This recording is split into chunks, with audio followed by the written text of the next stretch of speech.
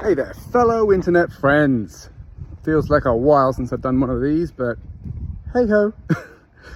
Founder Lessons Part 7, and this is going to be a long one, so either click away or bear with me. So, lessons learnt: never underestimate your competition.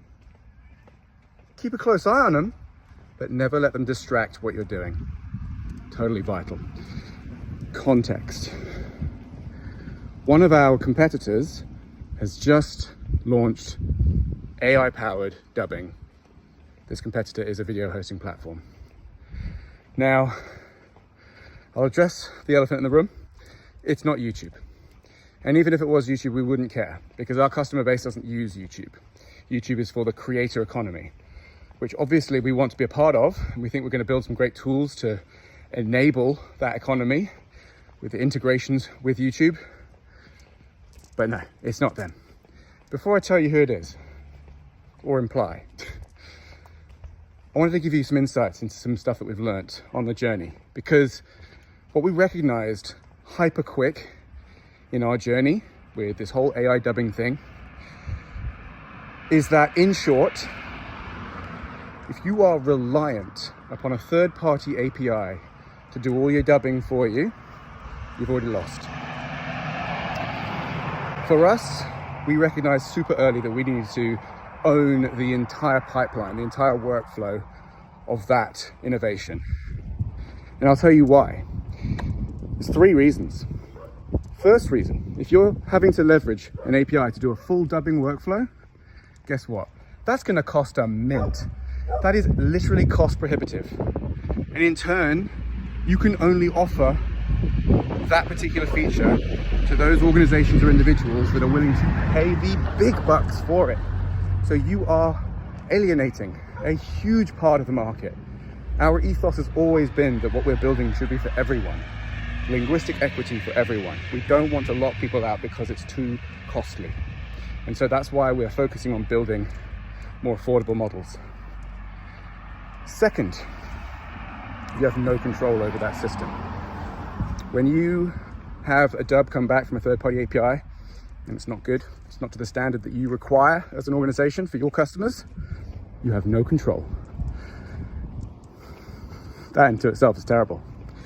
And that's because when you use a third-party API, you are taking your customer data and you are throwing it into a black hole. And that comes to the third point, security. If you are sending your customer's data into a black hole that you have no control over, what kind of security implications are there? Are you ever going to be able to meet your SOC 2 or ISO 27001 compliance? Very, very unlikely. We learned these lessons early on. And that's why we're absolutely determined, thanks to the Queensland Ignite grant, to bring all of that in-house. And we will do so, hopefully within a matter of weeks now, which is phenomenal.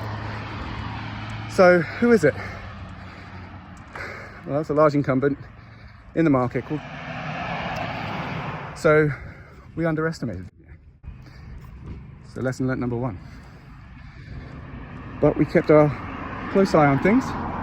We've done a bit of digging, and we have recognized that I've gone ahead and used a third-party API for that functionality. Furthermore, they've locked this behind an enterprise-grade tier.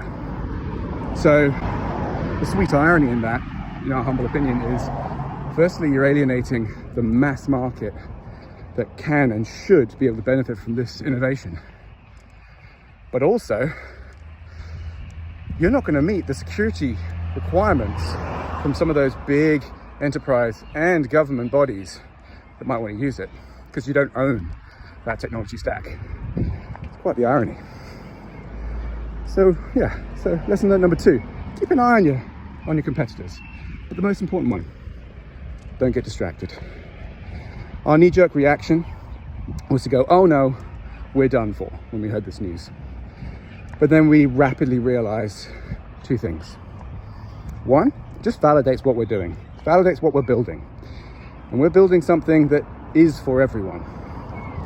So when we realized that they were using a third-party API that cuts out half of the market that requires this, and stuck behind an enterprise tier with no pricing associated, I think that differentiates us significantly.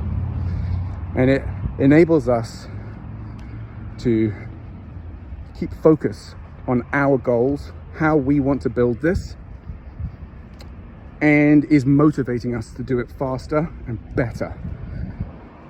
So we're not getting distracted by it. We recognize the situation, but we are motivated to make an even better product that is for everybody.